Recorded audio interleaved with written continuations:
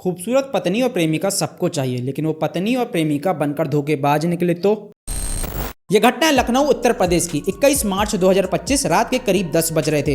काकोरी में बरकताबाद पुलिया के पास दो लाश मिली थी। दोनों लड़कों की उम्र लगभग 25-26 साल होगी। भीड़ में से कुछ लोग देखकर तुरंत पहचान गए कि ये लड़के पास के ही गांव के थे। नाम था मनोज राजपूत और रोहित राजपूत। मनोज के शरीर पर कुछ भी नहीं बचा था। ऐसा लग रहा था कि कातिल से मनोज की गहरी दुश्मनी थी। वहीं रोहित की गला रेत कर हत्या करी गई थी। जब पुलिस ने रोहित और मनोज की कॉल डिटेल निकलवाई तो रोहित की कॉल डिटेल में कुछ अलग सा देखने को नहीं मिला। वहीं मनोज की कॉल डिटेल में दो चीज सामने आई। एक ही अननोन नंबर से एक दिन में 35 बार कॉल और अंकिता नाम की लड़की का उसी समय लगातार 2 कॉल। ये अंकिता कौन थी? जब पुलिस ने लोकेशन निकलवाई तो अंकिता और उस अननोन नंबर की लोकेशन एक ही जगह दिखा रही थी। अब अंकिता पर शक हुआ। मनोज के करीबियों से जब पुलिस ने अंकिता के बारे में पूछा तो उन्होंने एक बात बताई कि अंकिता और मनोज के बीच प्रेम प्रसंग था। फिलहाल अंकिता की शादी को 4 साल बीत गए हैं। जब अंकिता की शादी हो चुकी थी तो उसने मनोज के मोबाइल पर कॉल क्यों करा? अब पुलिस अंकिता के घर पहुंची और उससे पूछताछ करने लगी। थोड़ी सी पूछताछ में अंकिता टूट गई। साल 2018 बैच में महेंद्र पुलिस कांस्टेबल पद पर तैनात हुआ था और 20 जून 2021 को उसकी अंकिता से शादी हुई। महेंद्र की पोस्टिंग लखीमपुर में थी और उसकी पत्नी अपने ससुराल काकोरी में थी। महेंद्र बीच बीच में अपनी पत्नी से मिलने अपने घर पर आया करता। रात में पति पत्नी कॉल पर बातें भी कर लिया करते, लेकिन जब कभी महेंद्र अलग टाइम पर कॉल करता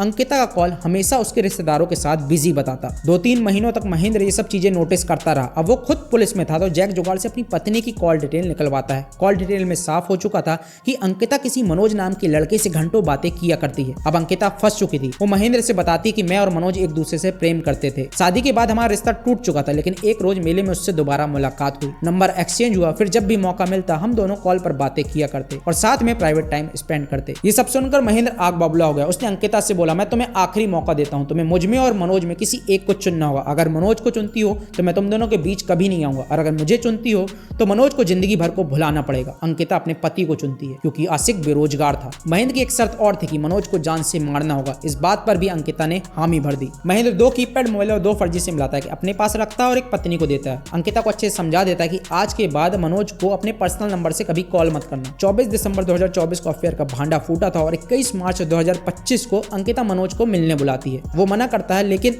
अंकिता किसी तरह 35 बार कॉल करके उसे मिलने को कन्विंस कर लेती है और इसी अफरा तफरी में वो 2 बार अपने पर्सनल नंबर से भी कॉल कर बैठती है। मनोज को हल्का शक था कि आज ये मिलने को इतनी बेचैन क्यों है। पहले तो ऐसा कभी हुआ नहीं, इसलिए वो अपने साथ अपने दोस्त रोहित को लेकर जाता है। जैसे ही वो बरकताबाद पुलिया के पास रात 8 बजे अंकिता से बातें कर ही रहा था, तभी महेंद्र 3 साथियों के साथ हमला कर देता है। महेंद्र मनोज के शरीर पर 22 बाके मारता है, जिससे उसकी मौके पर ही मौत हो जाती है। वो रोहित को नहीं मारना चाहता, लेकिन उसने महेंद्र को पहचान लिया था, इसलिए उसकी भी गला रेत कर हत्या करनी पड़ी। फिलहाल पुलिस ने आरोपियों को अरेस्ट कर लिया। अब देखो कानून क्या सजा देगा।